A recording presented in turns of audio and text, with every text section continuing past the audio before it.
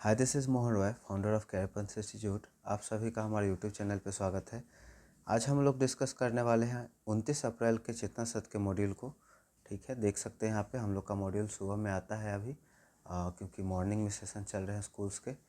तो यहाँ पे आप देख सकते हैं पहला जो सेक्शन रहता है हम लोग का 1 to 8 के लिए रहता है, और सेकेंड सेक्शन हम लोग का 9 to 12 के लिए रहता है। तो आज के दिन का अगर ख़ास बात का बात करें तो यहाँ पे है अंतर्राष्ट्रीय नृत्य दिवस 29 अप्रैल को विश्व स्तर पर मनाया जाता है, जिसका उद्देश्य नृत्य की कला को बढ़ावा देना है, इसके सांस्कृतिक महत्व को उजागर करना और लोगों को इस कला से जोड़ना है। ठीक है, उसका दूसरा नंबर पे है उस्ताद अल्लाह रखा खां का जन्म 29 अप्रैल 1919 को भारत में जम्मू में हुआ था। वे सुविख्यात तबला वादक थे और भारत के सर्वश्रेष्ठ संगीत वादकों में से एक थे। अल्लाह रखा खां के पुत्र का नाम जाकिर हुसैन है, जो स्वयं प्रसिद्ध तबला वादक है। ठीक है, आगे नेक्स्ट हम लोग का है राजा रवि वर्मा का जन्म 29 अप्रैल 1848 को केरल में हुआ था। वे भारत के विख्यात चित्रकार थे। उन्होंने भारतीय साहित्य और संस्कृति के पात्रों का चित्रण किया। उनके चित्रों की सबसे बड़ी विशेषता हिंदू महाकाव्य और धर्म ग्रंथों पर बनाए गए चित्र थे।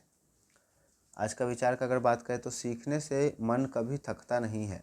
सफलता का रास्ता अभी से शुरू होता है, कल से नहीं। ठीक है, नेक्स्ट हम लोग का है सामान्य ज्ञान में हिंदी वर्णमाला में कुल कितने स्वर है तो 11। हिंदी वर्णमाला में कुल कितने व्यंजन है तो 33। देखिए, इंग्लिश वर्णमाला का आपको वॉवेल कॉन्सोनेंट पता होगा, हिंदी वाला थोड़ा सा बच्चे भूलने लगे, इसलिए यहाँ पे ऐड किया गया है। सबसे छोटी पूर्ण संख्या होल नंबर कौन सा होगा? 0। विश्व के सबसे बड़ा लिखित संविधान किस देश का है? भारत का। भारत की जनगणना कितने वर्षों के अंतराल पे होती है? 10 वर्ष।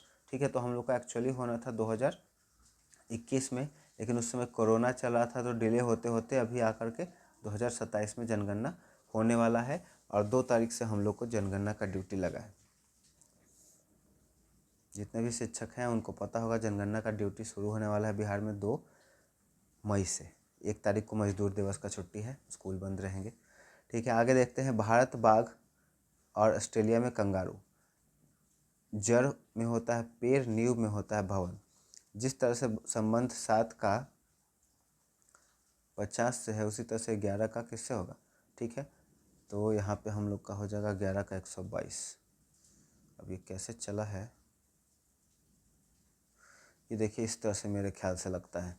7 का स्क्वायर है 7 सते 49, है ना, और उसमें प्लस 1 जोड़ दिया, तो उसी तरह से 11 का 121 होता है, और उसमें 1 जोड़ देंगे तो 122, है ना। इस तरह से हो जाएगा।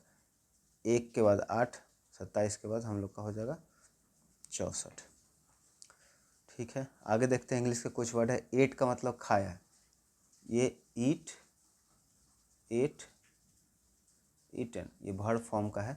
उसका हियर का मतलब सुनना, और हेयर मतलब यहाँ, 8 मतलब 8। डियर का मतलब प्यारा, डियर मतलब हिरन। वीक मतलब सप्ताह, वीक मतलब कमज़ोर। ब्रिक मतलब तोड़ना, ब्रेक मतलब रोधक। उसका शत्रु का होता है दुश्मन, मित्र का होता है दोस्त। शांति का मतलब सन्नाटा, शांति मतलब शोर हलचल।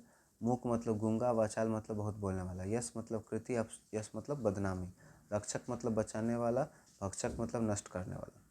प्रेरक प्रसंग आज का है, रविंद्रनाथ टैगोर का जन्म एक बहुत ही समृद्ध परिवार में हुआ था। समृद्ध कहने का मतलब कि धन दौलत से संपन्न थे, धन काफ़ी अच्छे थे स्थिति, लेकिन उन्हें बचपन में ही स्कूल की चार दीवारी किसी जेल जैसी लगती थी। ये मानते थे कि बच्चों को बंद कमरों में रटाकर नहीं, बल्कि खुले आसमान के नीचे प्रकृति के करीब रहकर सिखाना चाहिए, जैसा कि पहले हम लोग का होता था गुरुकुल वाला सिस्टम। इसी विचार को साकार करने के लिए उन्होंने बंगाल में एक छोटे गांव में शांति निकेतन की स्थापना की।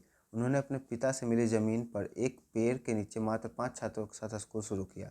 उस समय लोग उन पर हंसते थे कि बिना किसी भव्य इमारत के कैसा स्कूल है, लेकिन टैगोर का मानना था शिक्षा केवल डिग्री लेना ही नहीं, बल्कि मनुष्य की आत्मा का विकास करना है। 1913 में जब टैगोर को उनकी काव्य रचना गीतांजलि के लिए साहित्य का नोबेल पुरस्कार मिला तो वे यह सम्मान पाने वाले पहले एशियाई बने। पूरी दुनिया में उनकी ख्याति फैल गई। इंग्लैंड से लेकर के अमेरिका तक के विद्वान उनसे मिलने के लिए आतुर थे। आतुर मतलब उत्सुक थे, आना चाहते थे। एक बार एक विदेशी पत्रकार ने उनसे पूछा, आप इतने महान विद्वान और प्रसिद्ध कवि हैं, फिर भी आप इतने शांत और सरल कैसे हैं? टैगोर ने मुस्कुराते हुए जवाब दिया, जब सूरज ढलने लगता है तो वह दीपक से पूछता है, क्या मेरे जाने के बाद तुम दुनिया को रोशनी दोगे? दीपक विनम्रता से कहता है, मैं अपनी पूरी शक्ति से कोशिश करूँगा, मैं भी बस वही छोटा सा दीपक बनने की कोशिश कर रहा हूँ। गुरुदेव टैगोर दुनिया के इकलौते ऐसे कवि थे जिनकी रचना को 3 देशों ने अपना राष्ट्रगान या प्रेरणा स्रोत बनाया। भारत में जनगण मन, बांग्लादेश में अमार सोनार बांग्ला और श्रीलंका के राष्ट्रगान की प्रेरणा भी उनकी ही रचना से मिली है। अब आगे हम लोग 9 से 12 वाला देखेंगे। ठीक है, यहाँ पे आज का विचार है, शिक्षित होने का अर्थ अपने मन को खुला रखना और दूसरे के विचारों को सम्मान करना है। ठीक है, ये भी रिपीटेड है। उसका समसामयिकी में विश्व मलेरिया दिवस 2026 किस तारीख को मनाया गया? 25 अप्रैल को। करेंट अफेयर है, ये बहुत काम का चीज़ है। हाल ही में चर्चा रहा नारी शक्ति वंदन अधिनियम किससे संबंधित है? संसद में महिलाओं के लिए 33% सीट का आरक्षण। इंडोनेशिया की नई राजधानी का नाम क्या है? नुसंतारा। ठीक है, ये भी इम्पोर्टेंट है। हाल ही में चर्चा में रहा होर्मुज जलडमरू मध्य किन 2 क्षेत्रों को जोड़ता है? फारस की खाड़ी और ओमान की खाड़ी। ये तो अभी एकदम ईरान और इजराइल का जो लड़ाई चल रहा है उससे रिलेटेड है, तो एकदम हाल फिलहाल का ताज़ा खबर है। विश्व में सर्वाधिक वर्षा वाला स्थान कौन सा है? माउंसीरामन। देखिए पूरा विश्व का ही है। पहले हम लोग का क्या था? चेरापूंजी था। दोनों का दोनों मेघालय में है ना, मेघों का हाल है जहाँ पे बादल रहते हैं।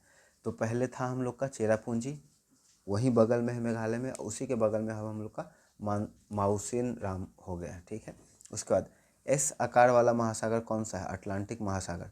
यूरोप की सबसे लंबी नदी कौन सी है? वोल्गा। स्वेज नहर किन 2 सागरों को जोड़ती है? लाल सागर और भूमध्य सागर। सुपीरियर झील किन 2 देशों की सीमा पर है? अमेरिका और कनाडा। ठीक है, ऋत का मतलब सत्य होता है, अनृत मतलब असत्य, एकाग्र मतलब चित्त, चंचल मतलब अस्थिर, ऐश्वर्य मतलब वैभव, अनैश्वर्य मतलब दरिद्रता, ओजस्वी मतलब तेजस्वी, निस्तेज मतलब बिना तेज का, कर्कश मतलब कठोर वाणी, सुशील मधुर कोमल, रिच मतलब एफ्लुएंट धनी, सैड मेलानचोली या मेलानकोली कह सकते हैं आप, साई टिमिड डरपोक, स्ट्रांग रबस्ट मजबूत, टाइनी मस्कुलिन, अगली हाइडियस कुरूप। उसके बाद बिहार विशेष में है कुछ। जयप्रकाश नारायण को मैग्सेसे पुरस्कार किस वर्ष प्रदान किया गया? 1965। बिहार के किस जिले में स्वर्ण भंडार के प्रमाण है? जमुई में। ठीक है, शेरशाह सूरी का बचपन का नाम क्या था? फरीद खान। बिहार में होम रूल लीग के प्रथम अध्यक्ष कौन थे? मजरूल हक। ये तो बहुत ज़्यादा इंपॉर्टेंट है, यूपीएससी TRE 3 भी आ रहा है, भावी शिक्षक ध्यान देंगे, बहुत काम का चीज़ है ये। ठीक है, तो यहाँ पे है रीजनिंग के क्वेश्चन, आप कर लेंगे, आसान है मुझे उम्मीद है।